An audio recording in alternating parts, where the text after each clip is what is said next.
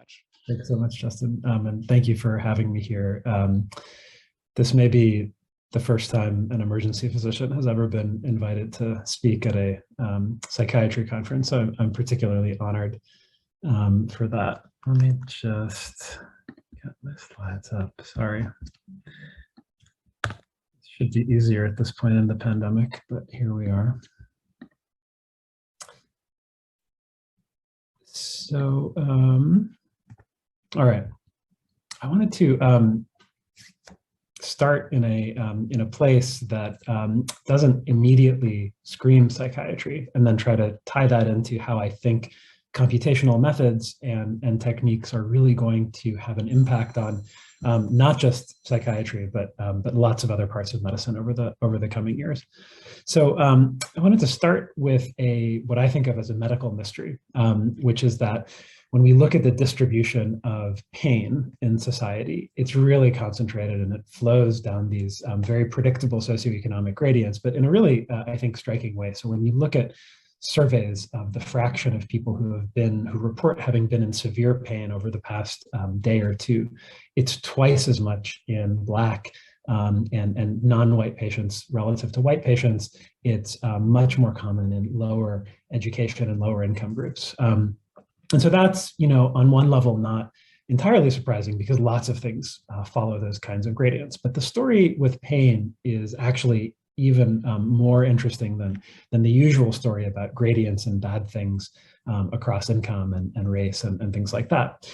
Because this gradient actually persists even when we take into account the severity of things that cause pain. So we're going to be talking primarily about knee arthritis. And so in knee arthritis, like with many other causes of pain, there's been a lot of literature that takes two patients, for example, who both have knee arthritis and have knee pain, but it holds constant the degree of arthritis in their knee. So a radiologist looks at the film and says, these two knees look the same.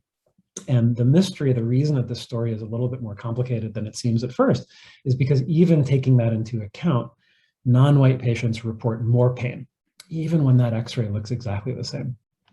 Even when we take into account that X-ray measured severity, Black patients, lower income, lower education patients still have more pain. And I think that is a mystery that is in the literature and that people have tried to solve in a very particular way. And so I'd say that the major way in which people have approached this in the literature is to basically reason through this and say, okay, well, there are differences in pain. There's this gap in pain that Black patients are reporting, for example, relative to white patients. And if that gap isn't found in the knees look the same, maybe that gap is coming from somewhere else, and maybe it's coming from psychiatric factors or psychosomatic factors. And I think this research very reasonably draws attention to the fact that the same physical stimulus feels very different to people depending on the amount of stress that they're under. So that's a well-known finding in lots of laboratory studies. It's also very well known that psychiatric illness can manifest in lots of physical ways, depending on lots of different cultural and linguistic factors. And then given the burdens that lower income and non-white patients face in their day-to-day life, it's also possible that they just have less mental bandwidth to devote to coping with pain. And so that could also result in higher reports of pain. One other set of explanations is that doctors just treat some patients differently. And so maybe they're not given access to therapies. But notice that all of these explanations have one thing in common, which is that they're not in the knee, because we've effectively excluded the knee as the source of this pain.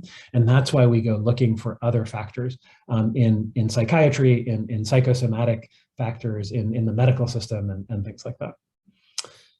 So I just want to play this out in a very concrete clinical scenario. And I want you to imagine that you're a primary care doctor and a patient comes in with knee pain. And so one thing you might do is get an X-ray for that knee pain after you've, of course, done a thorough history and physical exam. And the implication of this literature is that if that patient is Black, that X-ray is more likely to come back looking basically normal. The radiologist is going to say, I don't see a cause for this pain on the X-ray.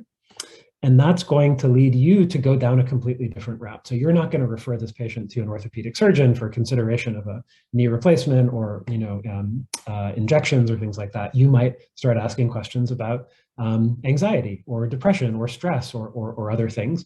And you're going to pursue that when you go down a treatment pathway as well.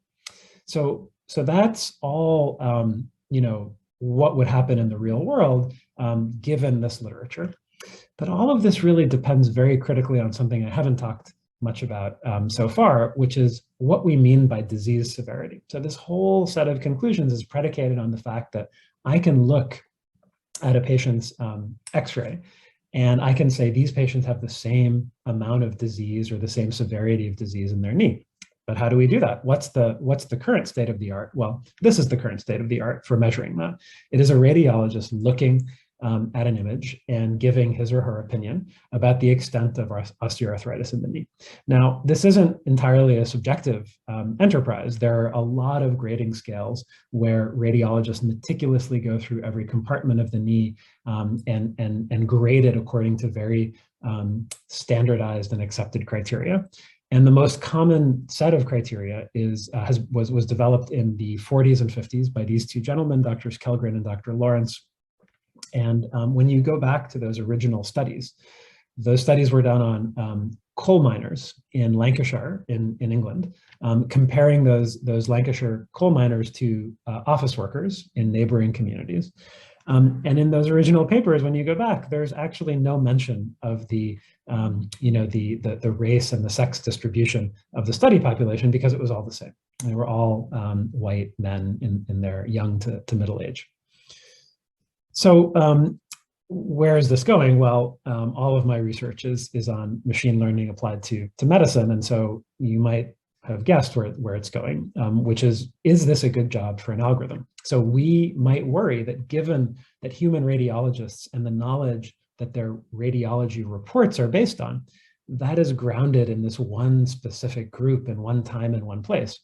And maybe that's causing those radiologists to overlook causes of pain that disproportionately affect people who don't look like that, who are living in different times and places, like the time and place that we live in today.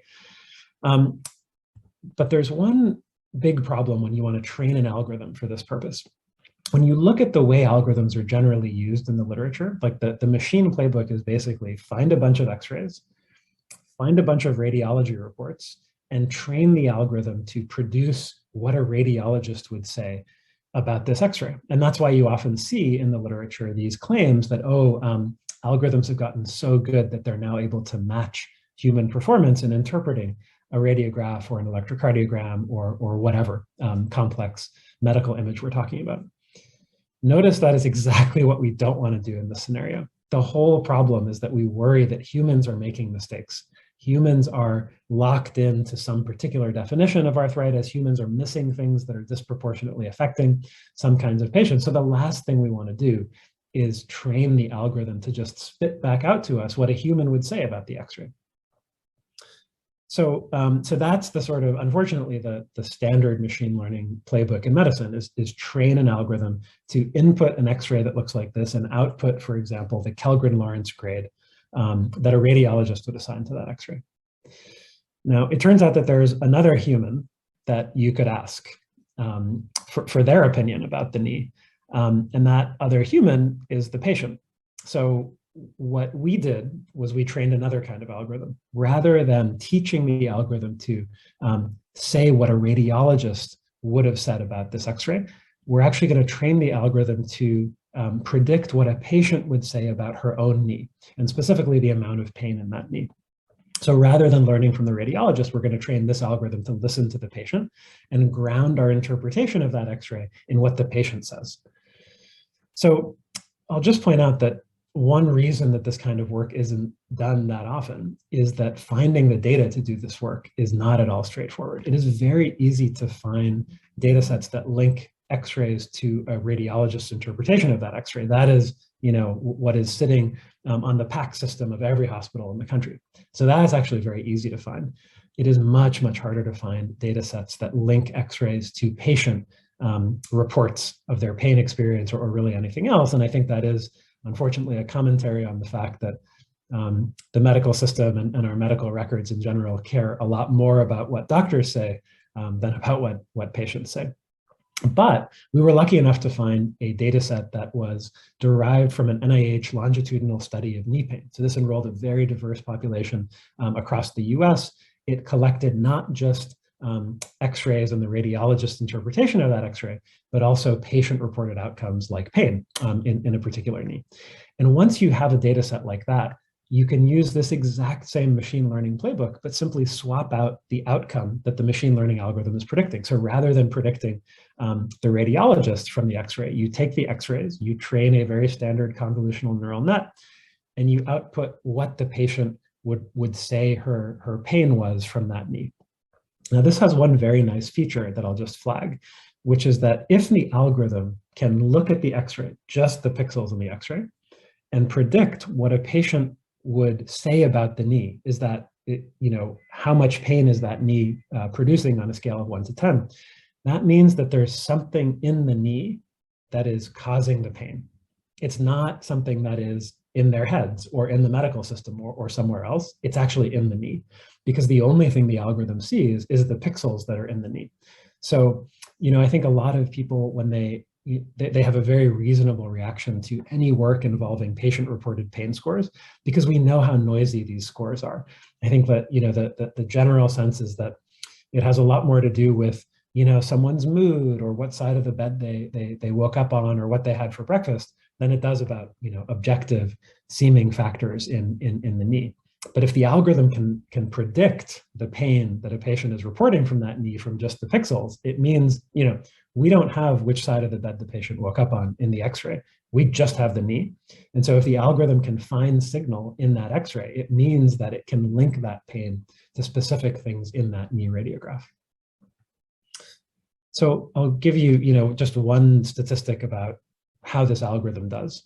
And I'll start by just telling you that in this cohort, like in all the other cohorts where pain is studied, there's an enormous gap in pain between black and white subjects. So on this somewhat counterintuitive scale, no pain is a score of 100. So 100 is good. Severe pain is less than or equal to 86. And the difference on average between black and white patients is about 11 points. So more than halfway from no pain to severe pain is just the average difference between black and white patients, which is big. Now, if you adjust for what radiologists see on the x-ray, the Kellgren-Lawrence grade of arthritis in that x-ray, you actually do explain about 9% of that gap. So 9% of that gap is due to differences that radiologists are able to identify in those knees.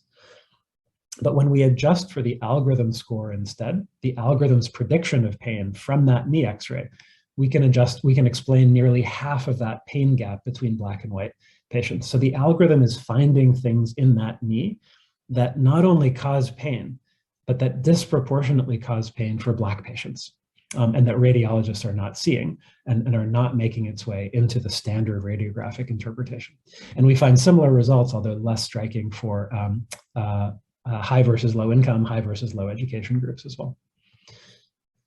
There are a number of, so this finding was striking, and we did our best to actually falsify it in the study. And one of the things that you might worry about, well, isn't the algorithm actually, couldn't it just be reconstructing things like race or things like BMI from those x-rays? So the algorithm doesn't need to find new causes of pain if it can just find that this person is more likely to be black or white, or this person has a higher BMI or lower BMI. These correlates of pain could be confounding that relationship. The nice thing was that in this study, we actually had all of those things too. So we can adjust for those directly. And what we found is that including all of those factors actually didn't change the algorithm's explanatory power for pain or close that pain gap at all. So we don't think that this is confounding by all of these other things. We think the algorithm is genuinely finding new signal in these x-rays that's explaining the pain that's disproportionately felt by black patients. It's not something specific to study sites. It's not actually even just better weighting of things that radiologists already know about. We can't explain the algorithm's score just from the radiologist's features. So the algorithm genuinely seems to be finding new sources of signal in that x-ray. One concrete implication of this has to do with very well-known disparities in knee replacements across populations. So there are these huge differences in just rates of who gets knee surgery, knee replacements and hip replacements, where Black patients just get it far less.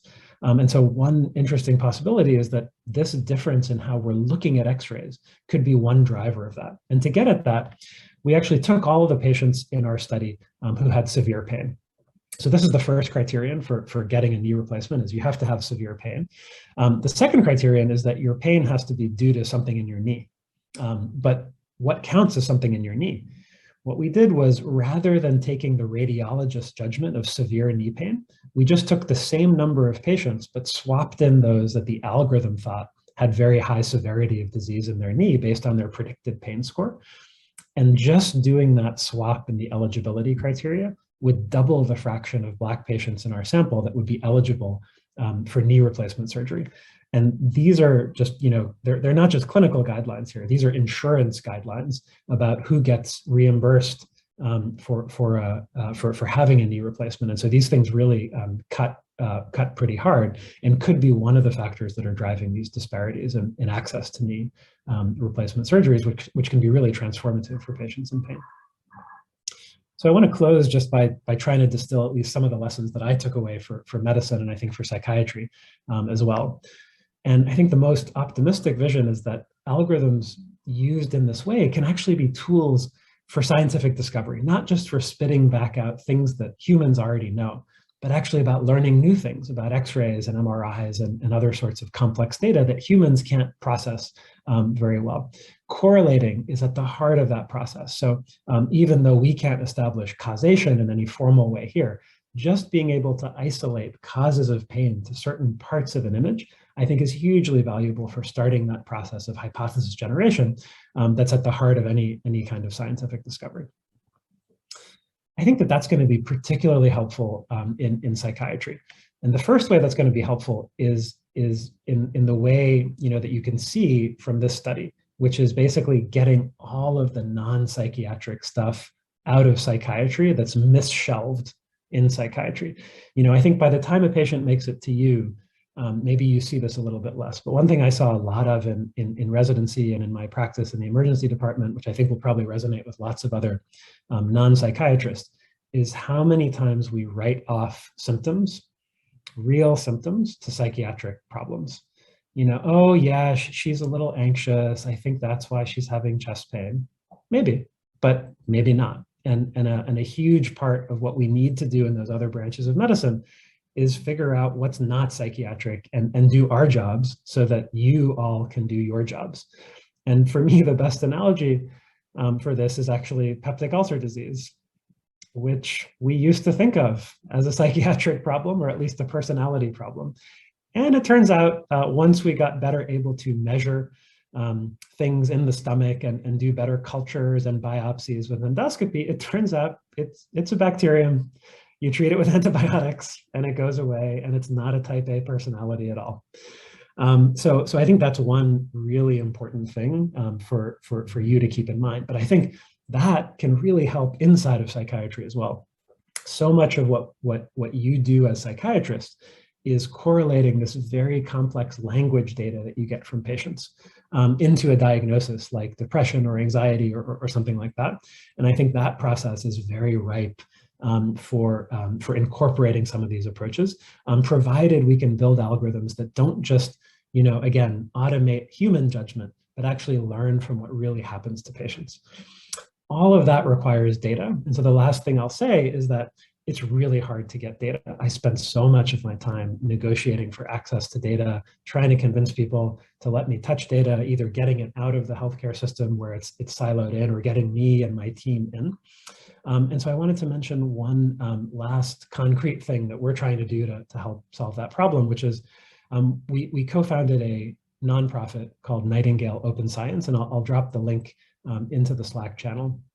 And we've gotten a lot of philanthropic support to work with healthcare systems and build up these really interesting data sets. So not just X-rays and pain, but also, we've been talking to one inpatient psychiatric facility that has very fine-grained daily measurements of mood and lots of other outcomes over time for patients from admission to discharge.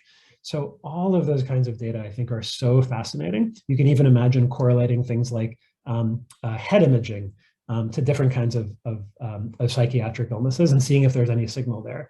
I think there's so much interesting stuff. And if anyone is interested in pursuing that further, we have a lot of money to give out to help build up those data sets.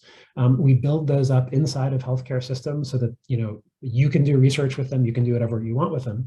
And in exchange, we get a de-identified under HIPAA safe harbor version of that data set to put on our cloud and make available to researchers for nonprofit research. So would love to talk more about that or anything else in the Q&A, and I'll stop here.